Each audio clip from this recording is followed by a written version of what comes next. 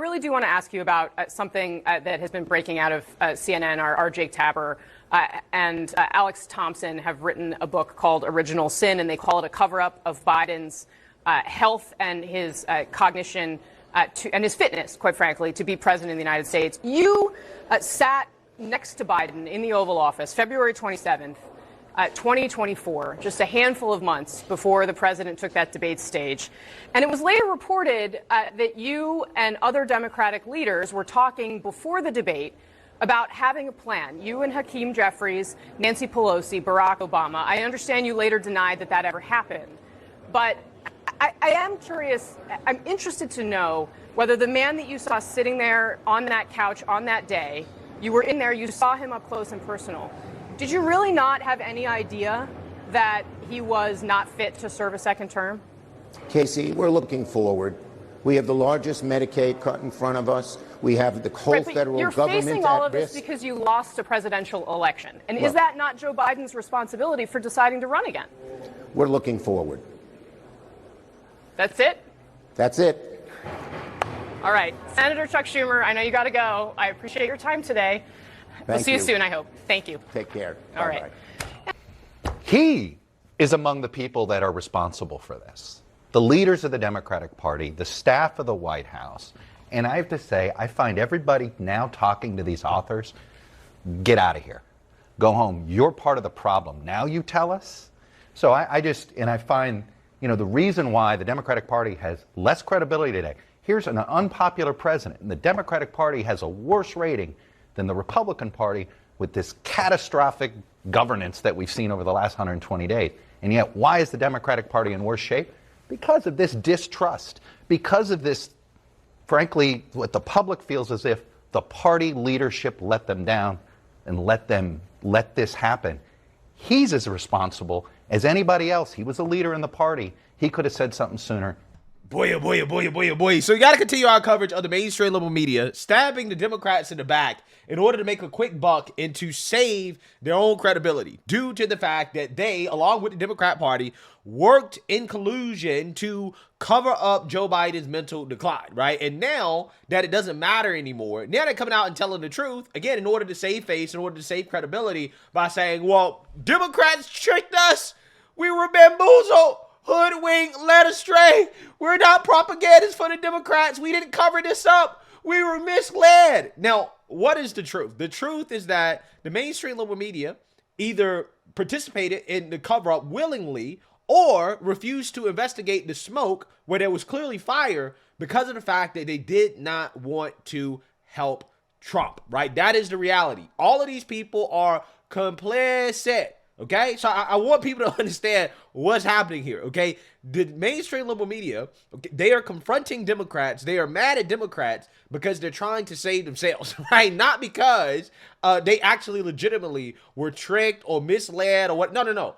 That's all BS, okay? They were complicit. So now you have a whole bunch of stories coming out about Joe Biden and what happened. Like, for example, we talked about Fake Tapper, one of the biggest, most disgusting grifters in the mainstream liberal media, writing this book, this tell-all, basically saying things that we knew to be true at the time, in which, again, CNN was telling us it's not true, right? Like, for example, we knew there was a problem with Joe Biden at the fundraiser that he had with Obama, right? That is when CNN kept telling everybody that the videos of Biden being helped off stage by Obama were cheap fakes. No, you're not looking at it the right way. This is what CNN said. The White House press secretary used the phrase cheap fakes, the idea of cheap fakes. Let me explain what that is to people. We've been worried for years about AI deep fakes, that computer-generated images are going to trick people into believing something that's totally false. Cheap fakes are a little bit simpler. They're cheap. They're just distorted, out-of-context videos, chopped up in certain ways, constructed in certain ways. That's what we're seeing. That's what the Biden administration, the Biden campaign is so worried about right now. But make no mistake, they are worried about this. This is a real problem. This is not some made-up fiction. The videos are oftentimes made up, but the problem is real. There's a growing and insidious trend in right-wing media, broadcast, print, and social media.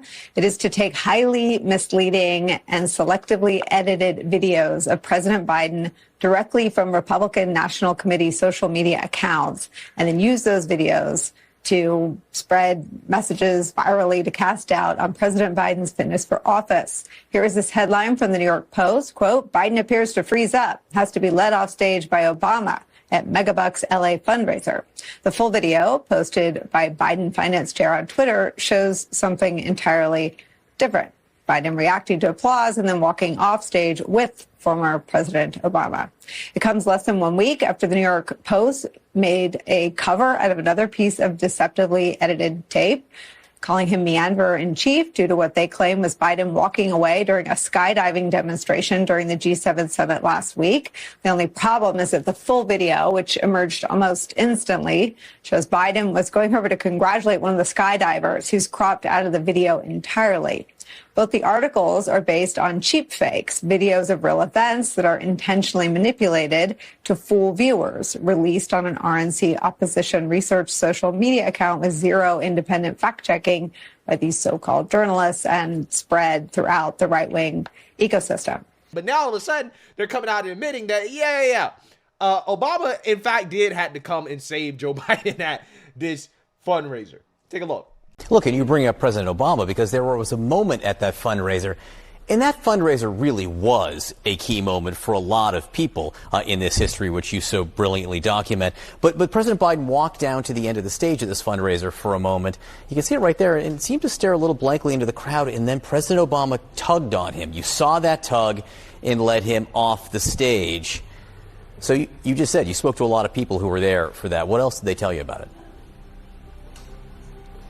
Well, Obama's side of that story is he wasn't sure what was going on, but he just wanted to get out of there, and he wasn't going to get out of there without Biden, so he grabbed him, and it was more just his impatience than anything else. But other people who were there, and we should note that the Biden White House falsely, when people showed that clip and asked what was going on, said it was a cheap fake. They did this all the time when there was video that seemed to show Biden acting in an odd or unusual, seemingly out of it way. They would call it a cheap fake. It was not fake. It was actual video. And people in the arena who did not see the horrifying scene behind the stage, but in the arena, Congresswoman Annie Kuster, Jon Favreau, former Obama chief speechwriter, and others, just from that event and Biden walking towards the edge of the stage, thought, oh my God, something is wrong here. He's not going to make it. Wow. Another so-called right-wing conspiracy theory turns out to be true. I tell you guys all the time, these so-called right-wing conspiracies are just facts, right? They're delayed facts because, eventually the liberal media will acknowledge that the right-wing conspiracies are in fact true, okay? And the so-called facts, okay, are really just conspiracy theories, right, from the mainstream liberal media, right? That's essentially what it is. That's the world that we're living in right now, right? According to what I'm seeing in the media, because they do this every single time.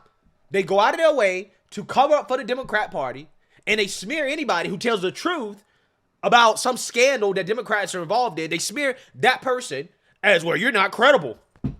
Well, that's just a right-wing conspiracy theorist. That's what they like to call you, a conspiracy theorist. You're a conspiracy theorist.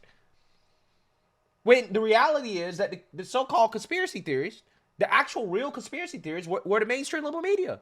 They're the ones that push conspiracies. I remember saying this at the time. I told you guys the real conspiracy is that Joe Biden is not mentally declining, right? That's the real conspiracy theory, right? What you see happening with the mainstream liberal media and Democrat Party, that's the real conspiracy theory, right? And it turned out that was right. That was correct. 100% correct. Everybody knew it. Everybody knew it. It didn't take a journalist to know this. It didn't take an insider to know this. It just took being the average everyday American that's not Trump deranged, right? To see, oh, wait, this guy Biden he ain't doing well, right? He's struggling a little bit. So, again, it's kind of crazy because you feel vindication, right? Listening to these people admit what we already knew was true. But honestly, I'm not even sure if I have that feeling because ultimately I knew these people were lying. I'm actually just more angry. I just get more angry just listening to these people admit something that we all knew was true. But yet at the time in which people were saying that this is what's happening, they smeared those people as not credible, right? Not credible. But yet they sit on their high horse because they're on TV, backed by a multi-billion-dollar conglomerate, and they pretend as if they are the arbiters of truth. And everybody else is spreading misinformation and disinformation, when the people who were doing that were them. They were the ones doing it. This is why nobody trusts the mainstream liberal media. Yeah, I heard Chuck Todd at the beginning of this video. Well, this is why nobody trusts the Democrats. No, Chuck Todd. Let's go even further. This is why nobody trusts the media. Because the only entity that is as unpopular as the Democrat Party in this country right now is the mainstream liberal media. This is why CNN has no viewership. So if we're going to call it out, let's call it all out, right?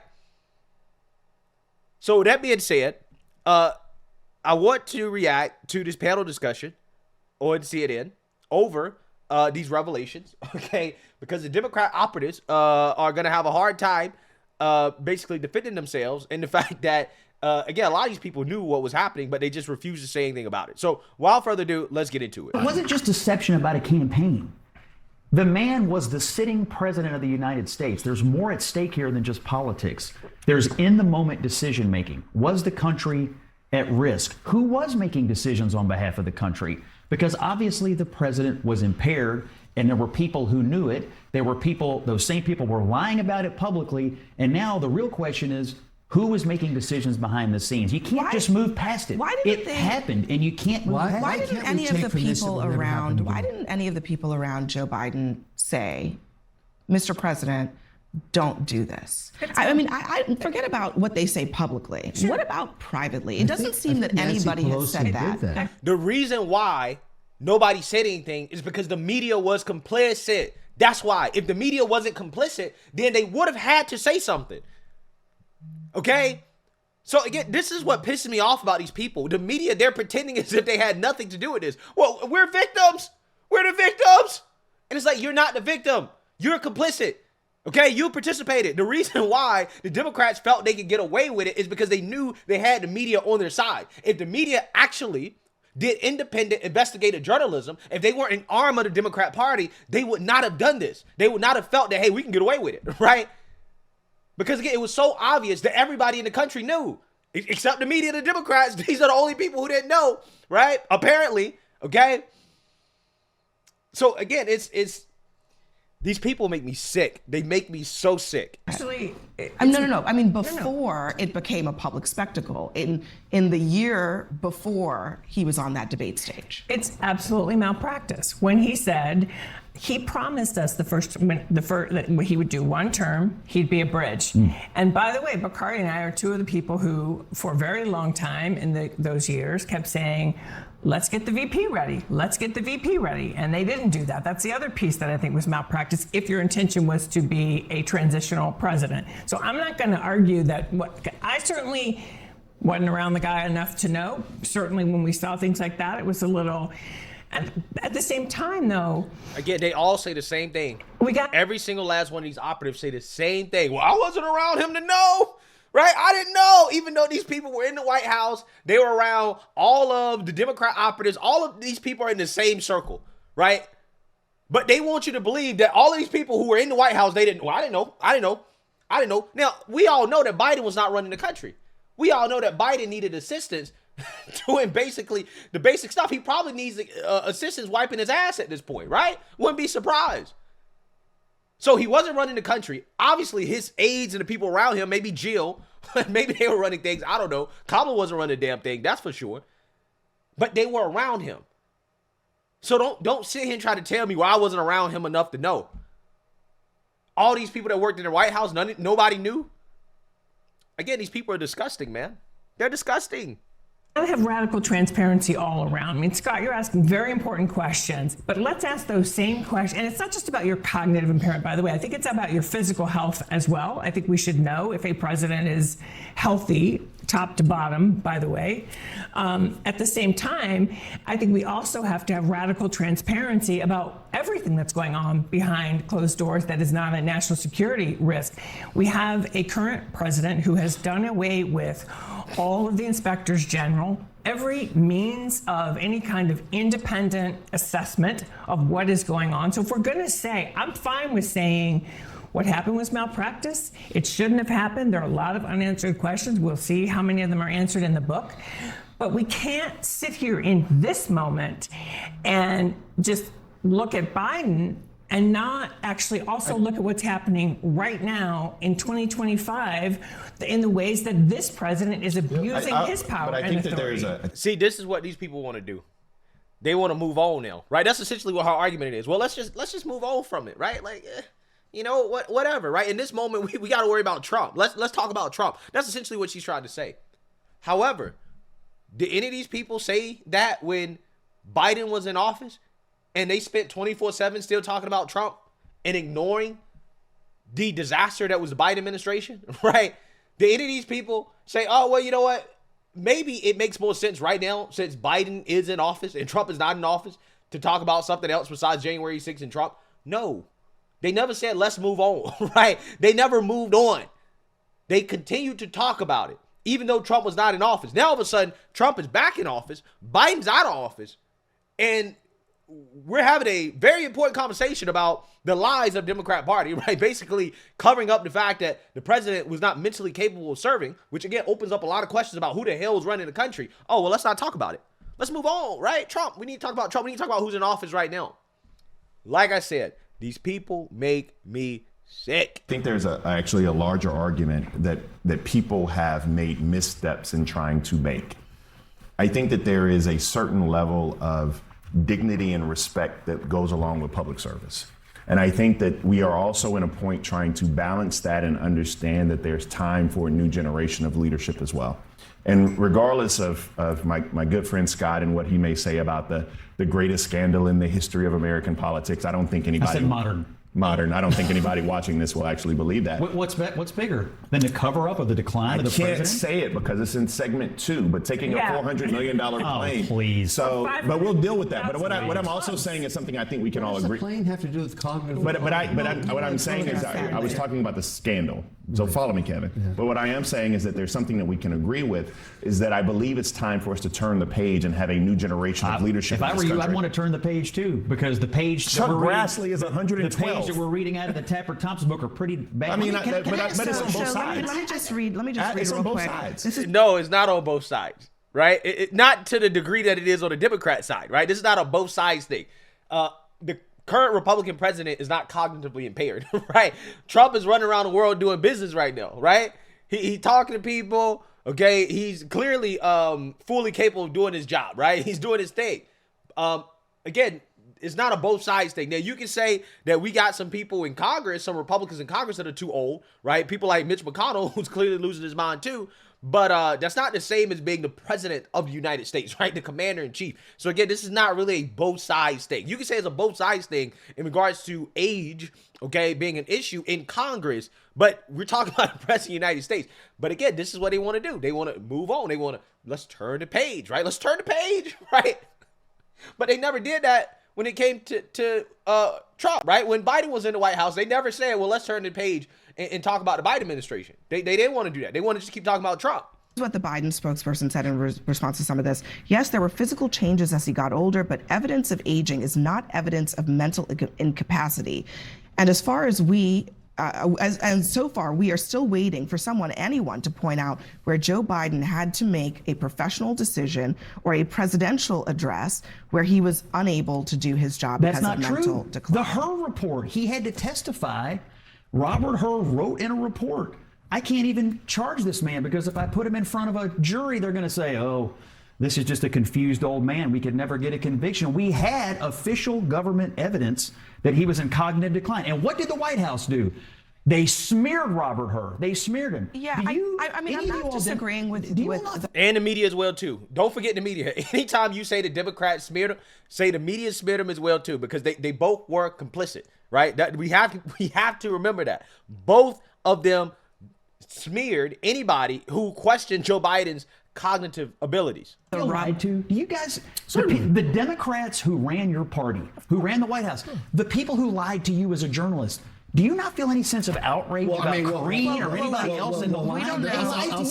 We don't know what's going to be in the book, by the way. So there will be more. I'll say this, just for me, I'm not a party operative for either side, but the outrage and the indignation, it kind of falls on deaf ears because I feel like I'm getting lied to every other day by the political infrastructure of someone. I think the country is dying from a disease worse than COVID. That disease is whataboutism.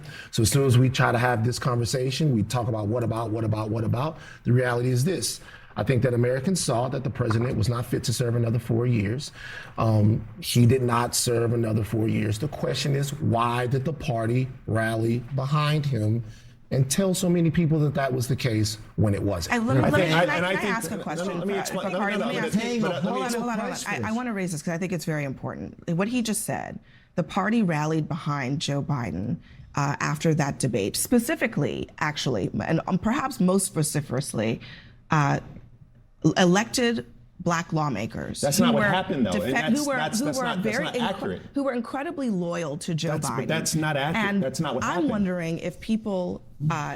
I'm wondering if some of those people are also feeling lied to. But that's not what happened. Why aren't we having an argument about let me answer the question. Because let me explain to you what happened. Let me walk you through this process because a lot of people watching. I think we all know what happened. No, but you don't because you're misinterpreting what happened. No, I'm very clear what happened. Hold on, Kevin. Let me explain to you something you do not know for 1 second. I think I know. So what happened was there are a lot of people who believe that Kamala Harris did not deserve to be skipped over. There also, in the same breath, are a lot of people who believed and understood that only one person could make this decision. And we did not want a firing squad trying to destroy the Democratic Party from within while you're trying to win an election. And so what we wanted to do was give Joe Biden the space to make a decision that we knew he would inevitably make while also making sure that the process was one whereby... Let me give you an Kevin, I'm going to finish sentences. You knew that he would inevitably make this decision, even though there was no question that after the debate... He was saying he would not do it. After the debate, we knew that there was one thing that could happen. Only one thing that could happen. That he would make a decision. Now, you're asking questions about being president of the United States. I'm thinking in a campaign mode and who's running for president of the United States. And one of the things I will tell you is that there are a large swath of the Democratic Party, and people are going to say whatever, who did not simply want you to skip over Kamala Harris to be the nominee. And so, yes. You're not finishing this properly. I was here. I'm not finishing my thought properly. Now we're going to talk about it. They did not run a process. They picked a loser, and she lost, and she got slaughtered because they didn't run a process. Hold on. First of all, like, let's just make sure that we maintain some respect for Kamala Harris. The former vice president of the United States. Referring to her as a loser. She was never elected in a process. Yeah, amazing, right? The people who basically call President Trump a Nazi, Hitler, and they'll say, yeah, we need to put some respect on Kamala's name, the former vice president. We can't call her a loser, right? For the same people who call Trump a racist, a Nazi, a bigot, right? Hitler, okay, the devil, the Antichrist. Now, all of a sudden, calling Kamala Harris a loser is out of bounds, which, again, Kamala Harris is a loser. That's a very accurate word to use to describe her. Referring to her as a loser is should have run against disrespectful. other contenders. And I think that we need to make sure that we have that goes back to the. Go ahead. I'm sorry. Go ahead. After Biden dropped out, I mean, he did basically disappear. He did show up at the convention, but from the point at which he dropped out of the campaign, he basically disappeared. And then after the election day, between that and the inauguration, he really disappeared. And I just think there are legitimate questions about at that point. If he was not fit to run for office, I argued at the time he was not fit to serve in the office at the time, yet he was not in the public eye. Decisions were being made, monumental policy decisions were being made, and I still want to know who was making them. And was the president you deserve those answers. And first and foremost, and lastly, there's nothing about Kamala Harris that's a loser. Let's just put it. I think there is. She lost big time. You got it. She lost an election. The biggest. All right. Listen, we are not gonna hold on. I'm not being disrespectful. I'm talking fact. She got slaughtered because they disavowed the process. They anointed her, and she got slaughtered. That's what happened. We don't have to debate fact. We do not have to debate fact. Hold on a second, Kevin. Just one point of clarification. She was elected. in the I just 2020 told him that. election, She was not along with elected Joe as president of the Biden. United States She was because the vice president. she was anointed she into was that elected position. in 2020 on the same ticket as Joe Biden. So there's that. It's hard We to got to tell leave the it there truth. for this She couldn't conversation. put But two coming up sentences together. oh, come on, Kevin. True. That is, we know that that's not true. Coming up next. Again, hilarious. Watching the same people who basically told us that, Trump is every bad name that you could think of. Now all of a sudden they want to put some respect on Kamala's name, right? Because Kevin O'Leary accurately said that she's a loser. She is a loser. She lost, right? The 2020 election, I mean, her being VP, nobody voted for her. They voted for Biden, and I even got questions about did they actually vote for Biden, but I'm just saying that she wasn't the draw on the ticket, okay? So I'm just saying, like, these people, it's just so funny to watch them essentially try to explain themselves, right? And try to pretend like, well, I didn't have anything to do with it, right? I didn't know anything about it. I wasn't around, right? The media try to pretend like they weren't complicit in the cover up. It's disgusting stuff. It really is. But like I tried to tell you, these people, the mainstream liberal media, Democrat Party, they're full of snakes and backstabbers, right? That's what's happening. It is like playing out right in front of our faces. The mainstream liberal media, they are backstabbing the Democrat Party to save their own credibility, even though they were involved in the cover-up. At this point, the media, they're worse than the Democrats at this point, right? Because I understand why the Democrats want to cover it up, right? But the media, you chose to be complicit with that. So you can't be mad at the Democrats because the plan didn't work. Because if Kamala had won the election, would they be having this conversation? No, they wouldn't be having this conversation, right? They would not be having this conversation at all. They wouldn't be mad at the Democrats because, hey, well, Trump lost. They wouldn't be talking about this. They're only talking about it because Trump won. And because Trump won, they now want to point the finger and say, well, it was Democrats' fault that this happened, right? It's Democrats' fault that all this stuff. And it is their fault, but it's also the media's fault. All of them are complicit because they all play on the same team. And now what you see is that the media, they're turning on the Democrats because they're trying to save themselves and to make some money. Again, it's a cold world out here, right? Cold world. There are no friends, no loyalty in this game. So let me know what you guys think. Make sure you like, comment, and subscribe. Most importantly, share a Black conservative perspective. Peace.